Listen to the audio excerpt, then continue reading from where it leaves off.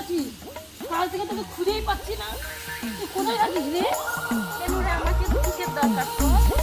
বললো আমার একটা জরুরি কথা আছে, আর এই কথাটা না বলে আমি একদম শান্তি পাচ্ছি না। তোকে বলতেই হবে সেই কথাটা। হ্যাঁ, কি কথা বল। তুই রাগ করবি না? তোকে বল।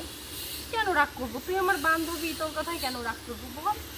ঠিক আছে, তুই যখন বললি বলেই ফেলি, নাহলে আমার আবার পেট গুড়গুড় করছে, এমন পেট গুড়গুড় করছে বাঁচতে গেলে কথা না বললে।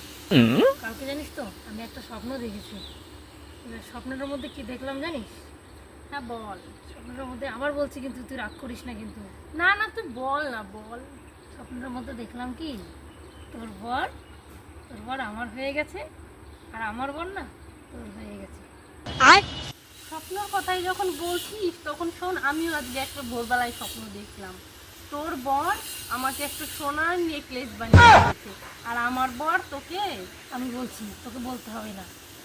আর তোর বর আমাকে কি দিয়েছে জানিস? একটা হীরের নেকলেস। এটা দেখলি তো বল। ভাত বকিস না তো। হীরের নেকলেস না ছাই, তোকে গুটের মালা দিয়েছে।